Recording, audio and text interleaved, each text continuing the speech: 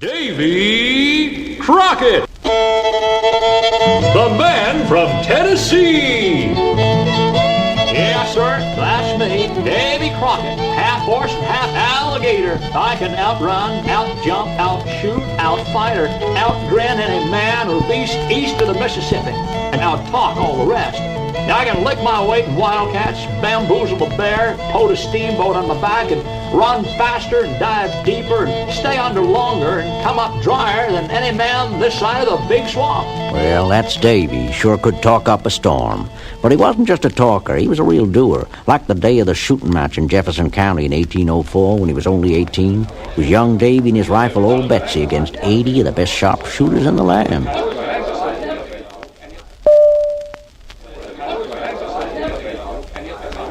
Now here are the rules.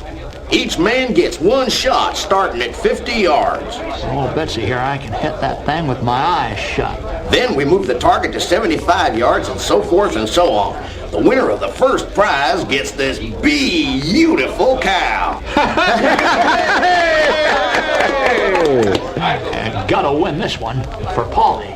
Okay, first man. Yay! Next man. Well, it was the kind of shooting that was sure enough separate the men from the boys, and they kept moving that target till it was a good 100 yards away with only 4 contestants left. The first 3 took their shot, and then it was Davy's turn. Come on, old Betsy. Let's show 'em what real shooting is. Bullseye! And the winner, Davy Crockett. But Davy won more than a cow that day. He won pretty Polly Findlay for his wife, and 2 years and 2 kids later they moved to the Duck and Elk River country in southern Tennessee near the Alabama border. Oh, it's beautiful, Davy. Look at that deer over there. And isn't that a raccoon up that tree? Sure is. And see the big claw marks on this tree? Means there are plenty of bears around. And this soil is the richest I've seen anywhere.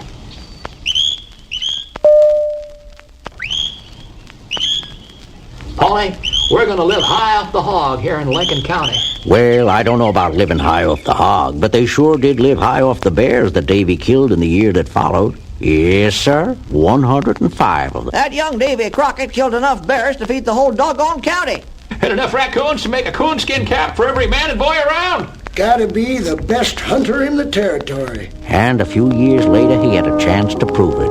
We were at war again with England, the War of 1812. Polly, I can't stand by doing nothing. Oh, please don't go to war, Davy. I'll be all alone here with the children. And I'm frightened. But I've got to go. The British got the Indians on the warpath. They wiped out a whole town at Fort Mims, Alabama. If we don't stop them somewhere else, they're going to come right here. Don't worry, I won't be gone long. When he arrived at the camp, the commander, Colonel Coffee, called him over. You Davy Crockett? Reckon so. I hear you're the best bear hunter in Tennessee. That's a doggone lie. I'm the best bear hunter in the whole darn world. Well, we sure can use you. We got nothing but a little flour and salt and molasses to eat. No meat at all. No meat. I saw bear tracks all around the place. Just give me a couple of men and a couple of days, Colonel, and your worries are over. And a couple of days later, as the colonel stood talking to General Andrew Jackson, who had just arrived with the main army. And that's how it is, General. We're just about out of food. We were counting on you. That's bad. I've got plenty of guns and ammunition, but not much food. Gotta do something. Well, I'll be. Who is that man, Colonel? Davy Crockett, sir. The Tennessee bear hunter. Yes, sir, there was Davy with his men. First time I ever saw him, bringing in enough bear meat to feed an army.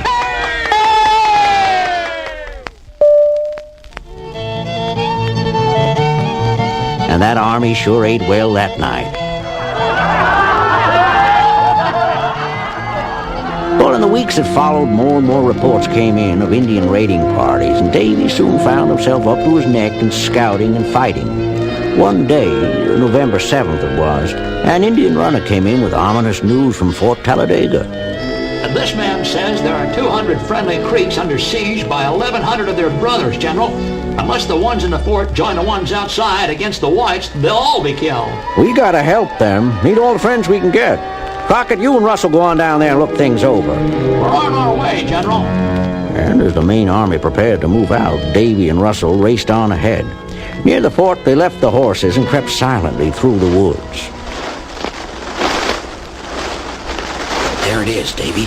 Fort Talladega. And there's the Red Sticks.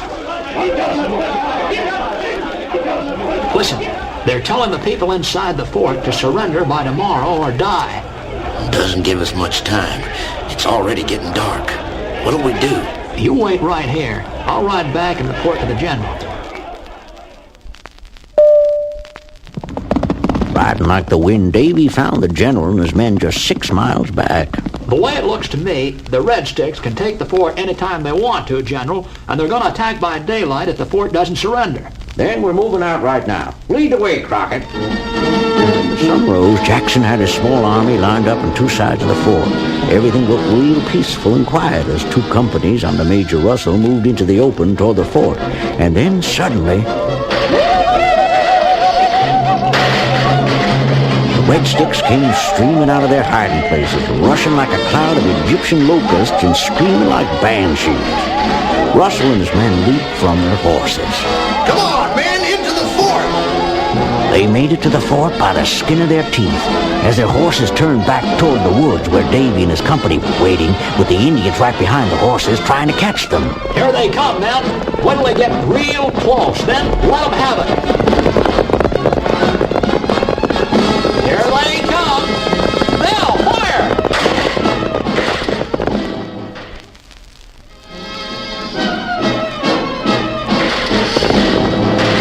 And now the Red Sticks, as the enemy creeks were called, were trapped between 2 lines, and when it was over, more than 400 lay dead against only 17 of our men, and the fort was safe. Wasn't too long before a peace treaty was signed with the Creeks, but Davy wasn't happy with it. I've done my share of fighting, General, and killed more than my share of Indians, but now I'm sorry I did. Why the change of heart, Crockett? This treaty we made, it's not fair to the Indians. Could be, but I'm an army man, and I just do what I'm told. Well, Davy's time with the army was soon up, and he went back home where he was made a colonel in the state militia. Good to have you back, Colonel. Thank you, neighbor. Sure nice to be back. But his wife Polly was very sick and soon passed on. And not long after, Davy married the widow Patton.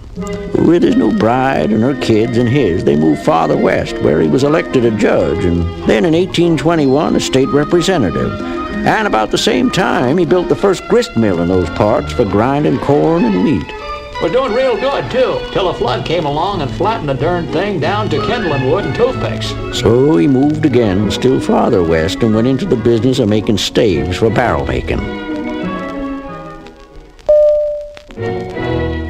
Had 30,000 of them cut and 2 flat boats built to carry them down the Mississippi to New Orleans. Hired one Captain Whale to pilot the boats. But soon discovered he didn't know nothing about the big Mississippi, especially around Devil's Elbow. And before we knew it,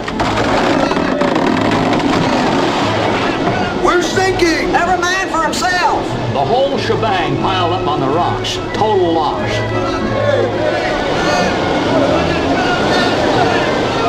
But Davy and the other men all managed to reach land safely, though it was a mighty close call. I think the good Lord saved me so's I could run for Congress and pass 2 laws. One to keep fools from going into the stave business, and the second to hang fake river pilots. Well, Davy did run for Congress in 1827 and was elected. And folks say he came into Washington riding on the back of old Mississippi, his pet alligator, with Death Hug, his pet bear, waddling on behind, smoking a corncob pipe and carrying a sign reading, "Be sure you're right, then go ahead." Davy's campaign slogan. Who is that man? That's Davy Crockett, ma'am, congressman from Tennessee. Hey, Mr. Crockett, are all those stories they tell about you really true? Sure are, son. Why, I've got the roughest rocking horse, the purtiest sister, the fastest rifle, and the ugliest dog in my district. My father can whip any man in Tennessee, and I can whip my father. I can outrun a panther, ride a streak of lightning, hug a bear too close for comfort, and make stew on any man who's against Jackson. But being a congressman was no laughing matter to Davy, and in all his 3 terms in office, nothing angered him more than a bill supported by President Andrew Jackson to move the Indians in the southern states west of the Mississippi just after gold was discovered on some of their land. The chair recognizes the gentleman from Tennessee. Mr. Speaker, that land belonged to the Indians before the white man ever came here, and I can't go for a bill that'll drive them off their own land against their will. If I'm the only man in the House to vote against this bill, yes, if I'm the only man in the whole country against it, I'll still vote against it. And that's just what he did. And though it cost him the election, he never regretted it. So he did a little more hunting and traveling and politicking, and then one day came word of big doings down Texas way. The Texans under Sam Houston were fighting for their freedom from Mexico, and the next thing you know, Davy's right in the middle of it.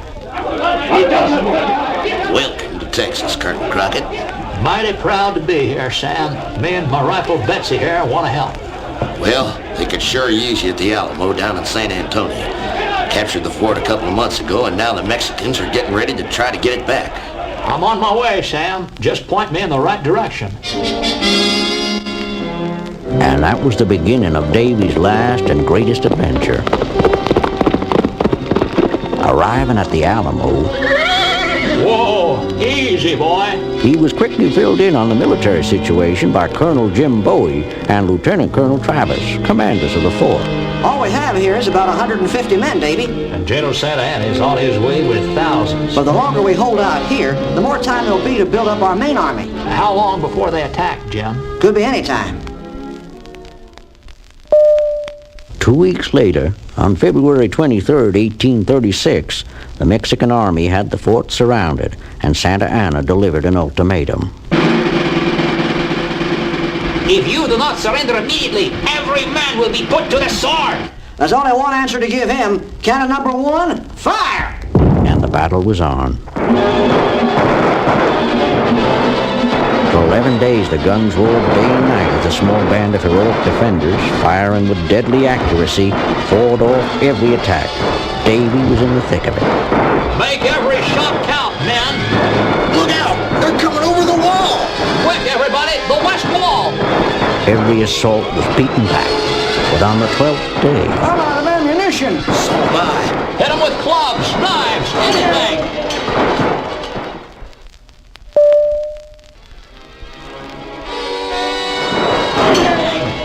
but the enemy, now numbering 5,000 against less than 150 inside the fort, swarmed over the walls, and though Davy and his comrades fought back ferociously, not a man among them was left alive.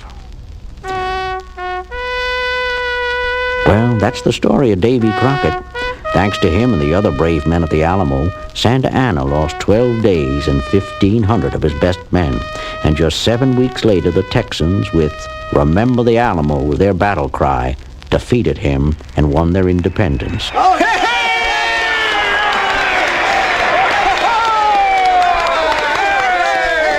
hey! Now, Davy and me, we didn't always see eye to eye. But I can tell you, there was one great American.